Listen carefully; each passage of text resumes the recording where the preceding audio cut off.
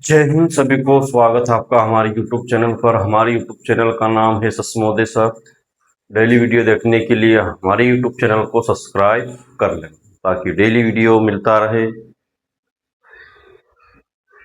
कक्षा 11वीं जीव विज्ञान चल रहा है, अध्याय 2 चल रहा है ना, जीव जगत का वर्गीकरण, कक्षा 11वीं जीव विज्ञान अध्याय 2। और मैंने इसमें आपको बैक्टीरिया में इस पार्ट में मोनेरा जगत पढ़ रहे हैं। और मोनेरा जगत में ऐसे जीव आते हैं जो एक कोशिका से बने हुए होते हैं और प्रोकैरियोटिक होते हैं। मोनेरा जगत में एक कोशिकीय जीव और प्रोकैरियोटिक जीव आते हैं। प्रोकैरियोटिक क्या है, एक कोशिकीय क्या है, ये मैंने सारा पढ़ा दिया है ना। प्रोकैरियोटिक क्या होता है कि छोटे जीव होते हैं और कुछ कोशिकांग ज़्यादा नहीं पाए जाते, सिर्फ डीएनए है ना, और केंद्रक का अभाव होता है, इसमें केंद्रक नहीं होता है, डीएनए होता है और 70 राइबोसोम होते हैं, मिसोसोम होते हैं, कोशिका भित्ति होती है, तो ज़्यादा कोशिकांग नहीं होते, इसलिए इसको प्रोकैरियोटिक कहते हैं। यूकैरियोटिक में थोड़े बड़े जीव आते हैं जिसको हम देख लेते हैं। प्रोकैरियोटिक छोटे होते हैं है ना, और एक कोशिकीय जो एक कोशिका से बना हुआ हो। तो मोनेरा जगत चल रहा है, उसमें मैंने आपको लैंगिक जनन इससे पहले पढ़ा दिया है ना, कि जीवाणु में जनन कैसे होता है, यानी जीवाणु अपने जीव को कैसे जन्म देता है, पीढ़ी को कैसे आगे बढ़ाता है, यही चल रहा है। तो इसमें मैंने आपको लैंगिक जनन पढ़ा दिया था। लैंगिक जनन 3 प्रकार का था, 3 विधि से लैंगिक जनन हो रहा था। एक है प्राकर्मण विधि से, रूपांतरण विधि से और संयुग्मन विधि से। 3 विधि से इसमें लैंगिक जनन हुआ था। और ये तीनों विधि मैंने अच्छे से विस्तार से पढ़ा दिया है, जाके पिछला वीडियो देख लेना है ना। अब हम पढ़ेंगे बैक्टीरिया में अलैंगिक जनन है ना। मोनेरा जगत चल रहा है, ठीक है।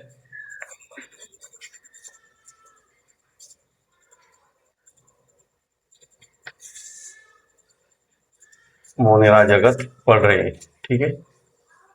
मोनेरा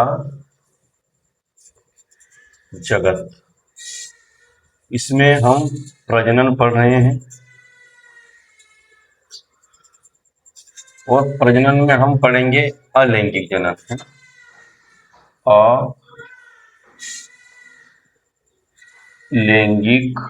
अलैंगिक जनन पढ़ेंगे, ठीक है। अलैंगिक जनन क्या होता है, तो इसमें क्या होता है, एक ही कोशिका यानी अपनी ही कोशिका से, यानी अपने ही शरीर से दूसरे जीव का निर्माण कर देना अलैंगिक जनन कहलाता है। अपने ही शरीर से, खुद से, किसी दूसरे शरीर की आवश्यकता नहीं पड़ती। लैंगिक जनन में क्या हुआ था, दूसरे जीव की जरूरत पड़ रही थी, पर इसमें ऐसा नहीं है।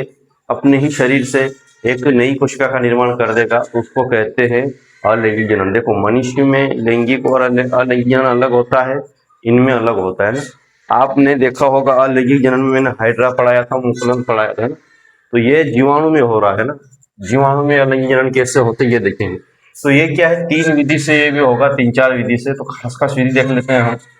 एक तो होता है बाइनरी, बाइनरी विधि यानी द्विखंडन से है ना, द्विखंडन विधि द्वारा, ठीक है। द्विखंडन विधि द्वारा अलैंगिक जनन देखेंगे।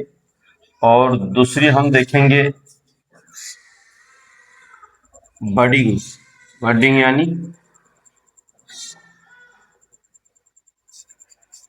मुकुलन, मुकुलन है ना, मुकुलन विधि से।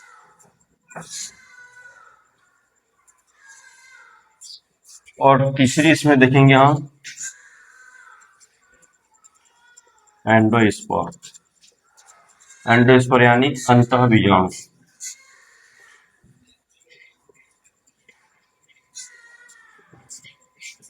तो ये 3 विधि से जीवाणु कैसे अलैंगिक जनन करेगा, यही विधि हम देखेंगे इसमें, और आपको अच्छे से समझना है। इसमें एक विधि और आ जाती है, 4 विधि पढ़ लेते हैं ना। और कोनिडिया, कोनिडिया विधि है ना। ये 4 विधि पढ़ेंगे हम इसमें, ठीक है। तो अलैंगिक जनन कितनी विधि से होगा, 4 विधि से, द्विखंडन विधि से, मुकुलन विधि से, अंतः बीजाणु से और कोनिडिया से। द्विखंडन विधि क्या होती है कि एक ही जीव 2 भाग में बढ़ जाता है। और मुकुलन क्या है, मुकुलन यानी अपने ही शरीर से शरीर से एक उभार जैसा निकल आता है और धीरे धीरे वो एक जीव के निर्माण कर लेता है ना। और एंडोस्पर्म में क्या होता है, अंत बीजाणु यानी शरीर के अंदर ही बैक्टीरिया का निर्माण होगा। कोनिडिया एक तंतु से होगा। तो तीनों चारों विस्तार से पढ़ेंगे, ठीक है। और लैंगिक जनन क्या होता है ये मैं थोड़ा समझा देता हूं आपको। लैंगिक जनन क्या होता है?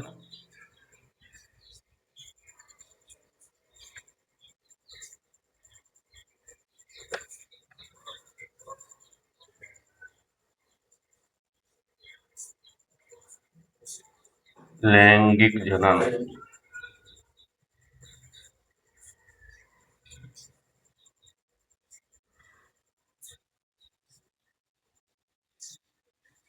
इसमें एक कोशिका से या अपने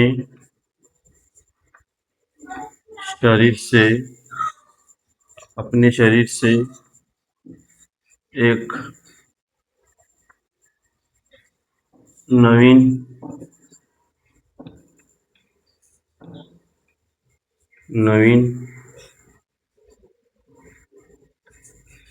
जीव या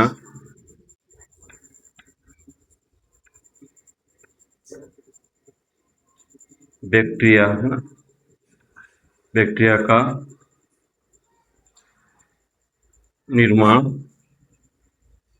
हो जाता है, ठीक है।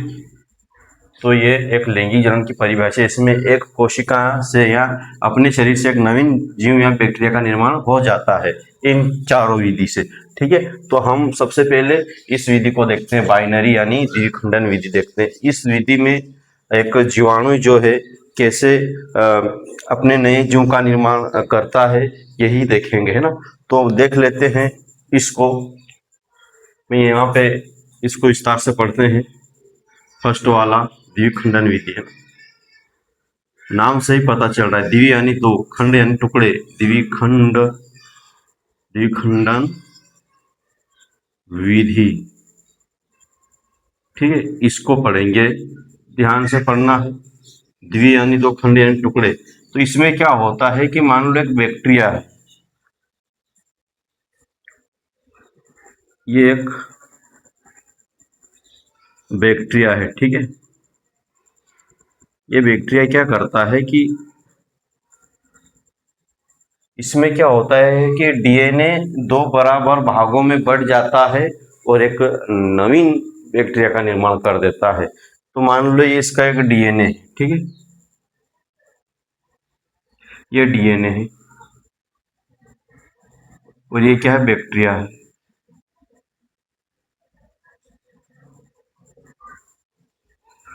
तो ये आगे चल के क्या करता है कि इसके जो बैक्टीरिया का जो डीएनए है वो दो बराबर भागों में बढ़ जाता है। ये एक बैक्टीरिया है।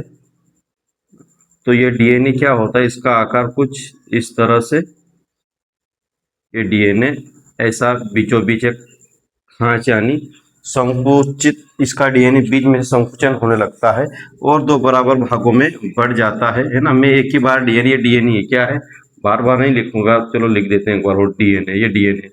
तो धीरे धीरे क्या होता है ये कि कोशिका ये इस टाइप से, फिर संकुचन से ये इस टाइप से, ये, और डीएनए भी क्या होता है ये इस टाइप से, ये, ठीक है, इस रूप में आ जाता है। यानी यहाँ से फिर संकुचन होने लगता है बैक्टीरिया का और धीरे धीरे क्या होता है, ये बैक्टीरिया, ये डीएनए, धीरे धीरे क्या होता है कि ये दो भागों में विभाजित हो जाता है। कैसे, मान लो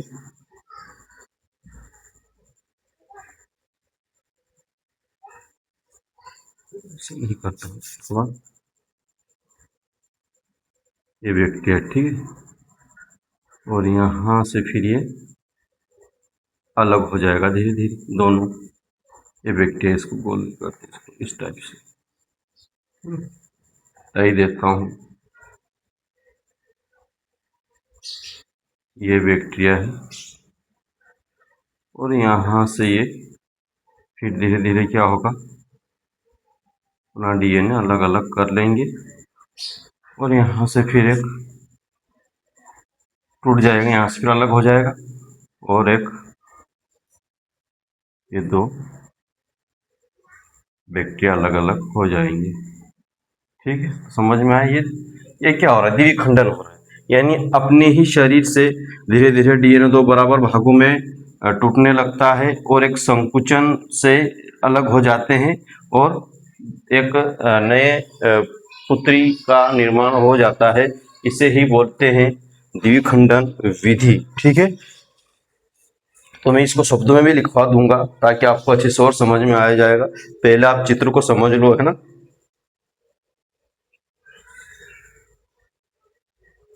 ठीक है, चलो इसको मैं शब्दों में भी लिखवा देता हूँ।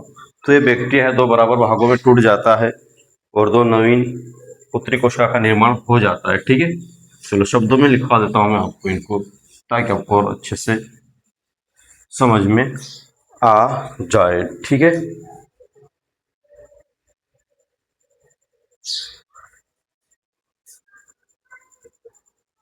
इसमें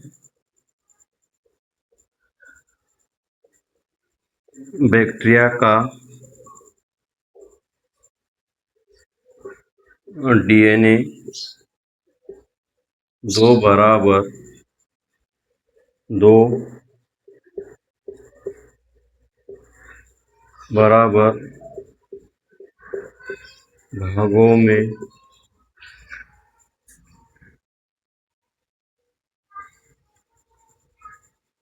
विभाजित होकर दो नवीन पुत्री कोशिका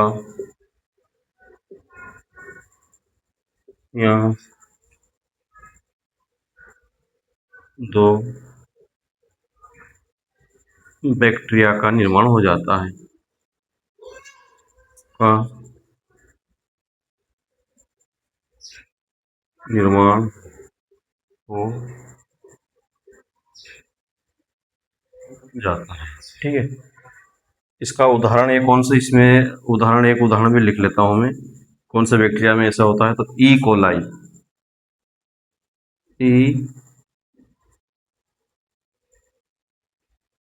ई कोलाई बैक्टीरिया है ना।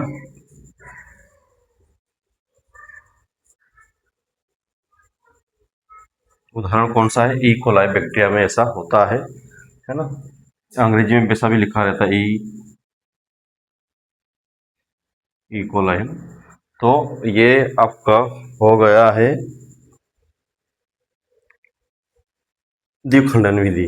चलो अगली विधि देखते हैं, मुकुलन। देखो, द्विखंडन विधि बैक्टीरिया की बात हो रही है, द्विखंडन अमीबा में भी होता है, लेकिन अमीबा एक जीव है यूकेरियोटिक, हम जीवाणु की बात कर रहे हैं। उदाहरण में जीवाणु में आपको अमीबा यहाँ पे नहीं लिखना है, ई कोलाई बैक्टीरिया लिखना है। अमीबा बैक्टीरिया नहीं है, यानी अमीबा क्या है, एक यूकेरियोटिक है। हम प्रोकैरियोटिक की बात कर रहे हैं मोनेरा जगत में। तो अमीबा में भी द्विखंडन होता है, लेकिन हम जीवाणु की बात कर रहे हैं। ठीक है, ये बात याद रखना है, द्विखंडन अमीबा में होता है, लेकिन अमीबा यूकेरियोटिक है ना। जो हम आगे पढ़ेंगे, पोस्टिस्टा जगत में आता है अमीबा, और पोस्टिस्टा जगत में यूकेरियोटिक जीव को रखते हैं। ठीक है, चलो दूसरी विधि पढ़ते हैं, मुकुलन। मुकुलन विधि पढ़ते हैं, आपको मैं थोड़ा मिटा दूं क्या यहाँ साहब, ये तो हो गया ना। मुकुलन विधि पढ़ते हैं,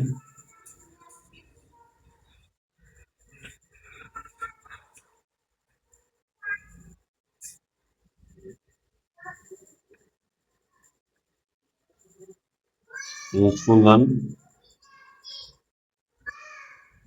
विधि। इसमें क्या होता है कि मुकुलन से पता चल रहा है कि एक जीवाणु अपने शरीर से एक छोटे उभार का निर्माण करेगा और उस उभार से एक जीव का निर्माण हो जाता है ना। बर्ड्स बोलते हैं, यानी मुकुल निकलता है, एक उभार जैसा निकलता है अपने ही शरीर से, है ना। और इसमें एक संकुचन होता है और एक नए बैक्टीरिया का निर्माण हो जाता है। तो देखो चित्र से ही समझ जाओगे मुकुलन। मान लो ये कोई बैक्टीरिया है ना, ये बैक्टीरिया है, ये बैक्टीरिया है और यहाँ से क्या होता है, उभार निकलता है ऐसा। इसको बर्ड्स बोलते हैं ना, बर्ड्स, बर्ड्स यानी मुकुल बोलते हैं।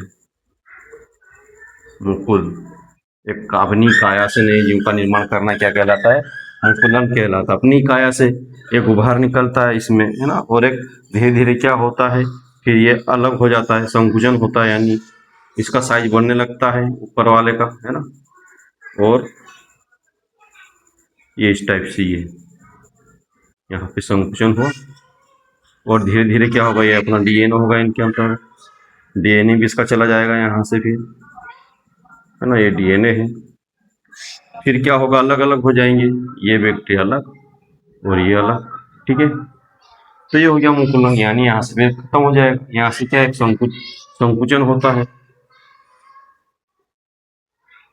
संकुचन होता है इसमें, ठीक है, और ये अलग हो जाता है। इसमें शब्दों में क्या लिखा है आपको समझ में आ गया। इसमें स्यूडोमोनास बैक्टीरिया आता है ना, तो मैं उदाहरण लिखवा देता हूँ, ठीक है।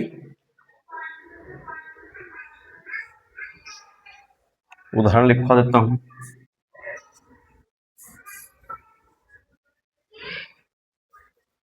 स्यूडोमोनास बैक्टीरिया,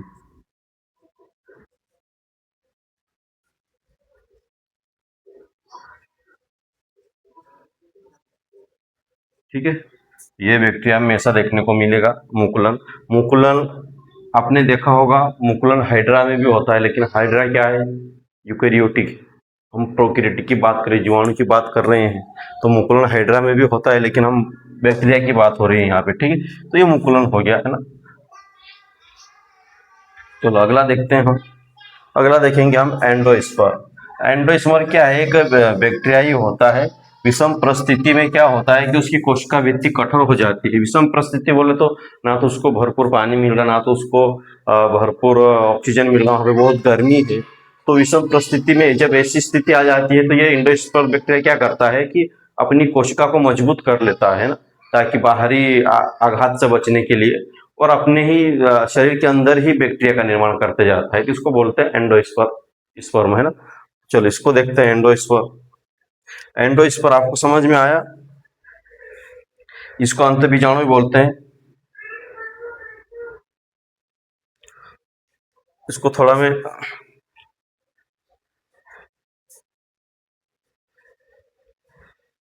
चलो तीसरा पढ़ते हैं, एंडोस्पर्म।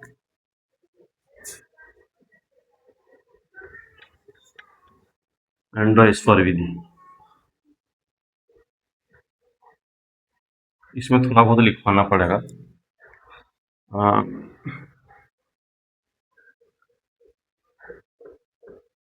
ये बैक्टीरिया,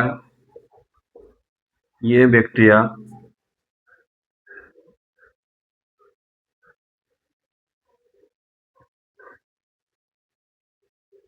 विपरीत अनुकूल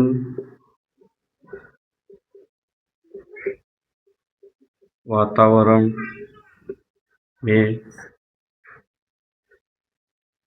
अपने शरीर के अंदर ही अंतःबीजाणु का निर्माण करता है, का निर्माण करता है।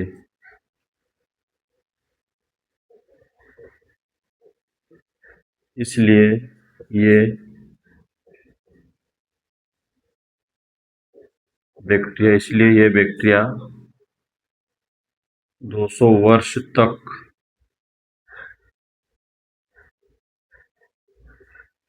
जीवित रहता है, जीवित रहता है। ठीक है, आपको समझ में आया।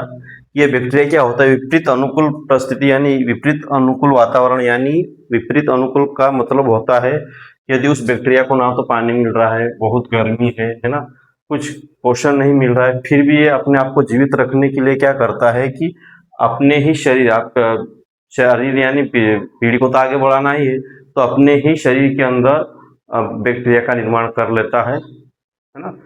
और ये क्या होता है कि विपरीत परिस्थिति यानी उसको खाना पानी नहीं मिल रहा है, फिर भी जीवित रखने के लिए ये 200 वर्ष तक भी जीवित रह सकता है व्यक्ति, है ना।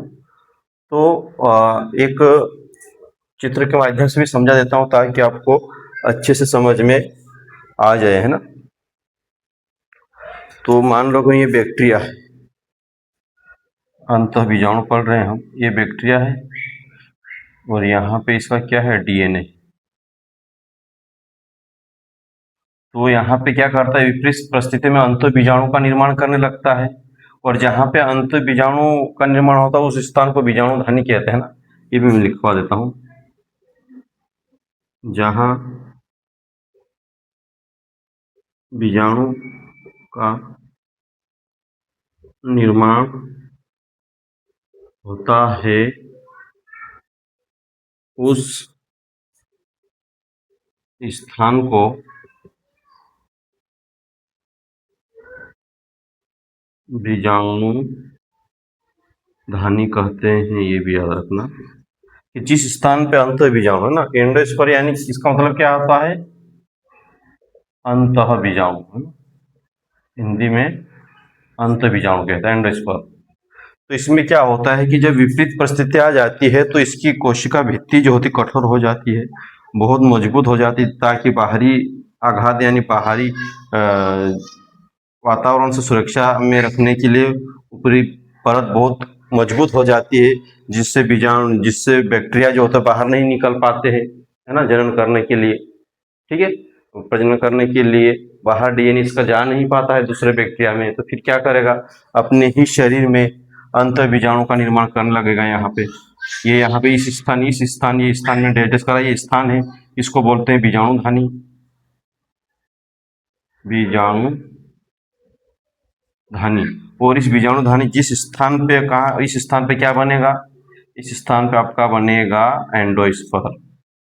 ये लाल पेन लिखा, इसको बोलते हैं अंतः बीजाणु, है ना, अंतः बीजाणु है ये। ठीक है, तो जिस स्थान पे अंतः बीजाणु का निर्माण हो रहा है उस स्थान को बीजाणु धानी कहेंगे। और ये डीएनए तो क्या करता है, बहुत सारे अंतः बीजाणु का निर्माण हो जाता है, और धीरे धीरे क्या होता है, अनेक बैक्टीरिया का निर्माण हो जाता है। कब आएगा, जब विपरीत अनुकूल से फिर अनुकूलित वातावरण आ जाएगा, जब फिर उसको भरपूर पानी जल मिल जाएगा, अच्छे से ठंडक मिल जाएगी, तो फिर क्या होगा, ये जो है अंदर वाले बैक्टीरिया जो है निर्माण हुआ शरीर के अंदर, वो बाहर हो जाते हैं, है ना, इस भित्ति को तोड़ के बाहर हो जाते हैं, और ये बैक्टीरिया का निर्माण हो जाता है ना, ये डीएनए समझो, फिर ये बाहर निकल आते हैं। ठीक है, तो ये एंडोस्पर विधि है, ये शरीर के अंदर ही होती, क्यों होती, क्योंकि विपरीत परिस्थिति में ये बैक्टीरिया क्या होता है, अपने आप को जीवित करने के लिए ऊपरी परत कठोर हो जाती है, और जब परत कठोर हो जाएगी तो फिर इस बैक्टीरिया का पीढ़ी आगे कैसे बढ़ेगी, है ना, उसका डीएनए दूसरे बैक्टीरिया में कैसे जाएगा, तो फिर क्योंकि कठोर परत हो गई तो उसका डीएनए बाहर नहीं जा पाएगा, तो फिर वो क्या करता है, अपने शरीर के अंदर ही अंतः बीजाणु का निर्माण करने लगता है, क्योंकि बाहर नहीं जा पा रहा है, क्योंकि कोशिका कितनी मजबूत हो गई, मजबूत क्यों हो गई, क्योंकि उसको भरपूर पोषण नहीं मिल रहा है, गर्मी हो रही है या फिर जल नहीं मिल रहा है, तो उसकी भित्ति कठोर हो गई, ताकि ये जीव मर ना सके, मरना नहीं चाहिए, इसलिए भित्ति कठोर हो जाती है, इसलिए इसका डीएनए बाहर नहीं हो पाता है दूसरे जीवाणु में प्रजनन के लिए। तो क्या करता है, ये जीव अपने अंदर ही एंडोस्पर विधि स्टार्ट कर देता है, अंत बीजाणु का निर्माण करना प्रारंभ कर देता है, और जब अनुकूलित वातावरण आ जाता है तो उसका बैक्टीरिया बाहर हो जाता है ना। तो ये थोड़ा सा था, आपको समझ में आया होगा। कोनंडिया देखते हैं, कोनंडिया विधि क्या होती है।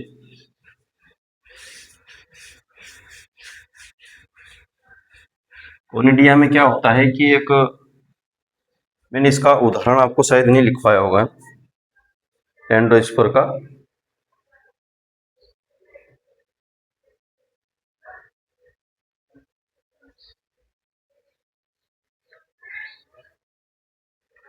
चलो पहले ये देख लेते हैं। इसको है ना इसको ग्राम पॉजिटिव बोलते हैं ना, एंड इस पर इसको ग्राम पॉजिटिव बोलेंगे। ये भी याद रखना, ग्राम पॉजिटिव है। ये कैसा है? ग्राम पॉजिटिव होता है इसमें, ग्राम पॉजिटिव है ये ग्राम पॉजिटिव क्या है, ग्राम नेगेटिव क्या है, ये आगे पढ़ेंगे ना। लिख पाया नहीं था, मिटा दिया ताकि आप फिर को मैं लिख दिया इसमें। अंडरस्कोर कैसा है? ग्राम पॉजिटिव बैक्टीरिया होता है अंडरस्कोर, है ना। जितने भी ग्राम पॉजिटिव बैक्टीरिया होते हैं उसमें ये गुण पाया जाएगा एंडोस्पर्म, है ना। ठीक है, अब हम पढ़ते हैं कोनिडिया। चित्र से ही समझाएंगे इसको, है ना, क्योंकि उसमें लिखने ऐसा कुछ है ही नहीं। कोनिडिया, ये किताब में आपको सिर्फ एक एक शब्द है, इसलिए मैंने इसको विस्तार से पढ़ा रहा हूँ। कोनिडिया, कोनिडिया क्या है? एक बैक्टीरिया ही कोनिडिया। मान लो ये कोई ये तंतु है, और इस तंतु से ही एक ऐसे उभार, यानी ऐसे निर्माण होने लगता है अपने ही शरीर से। एक मुकुलन जैसा नहीं कह सकते इसमें, क्योंकि कोनिडिया एक स्टेप बाय स्टेप होता है। तो इसको क्या बोलते हैं? तंतु। एक एक तंतु से कोशिका का निर्माण हो जाता है और एक नए बैक्टीरिया का निर्माण हो जाता है ना। इस ये यहाँ से इस तंतु से जो जुड़ रहे हैं इसको बोलते हैं कोनिडिया। कोनिडिया, है ना, इसको बोलते हैं कोनिडिया। ये कोनिडिया विधि है ना। ठीक है, इसको ज्यादा कुछ समझना है ही नहीं। ये तंतु है और इस तंतु से जो बाहर निकलते हैं इस गोल गोल टाइप के गोलाकार आकर, जिसको बोलते हैं कोनिडिया। ठीक है, तो ये एक आपका कोनिडिया हो गया है। अब हम एक बैक्टीरिया का संपूर्ण चित्र बनाएंगे, है ना। आपका जो कोनिडिया जो था वो पूरा हो गया है ना। अब हम यदि टाइम है तो आगे बढ़ेंगे।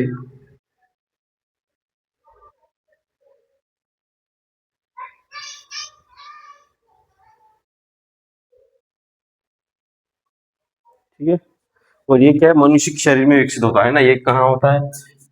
यह बैक्टीरिया मनुष्य के शरीर में विकसित होते हैं, विकसित होते हैं। ठीक है, चलो आपका लैंगिक अलैंगिक जनन खत्म होता है।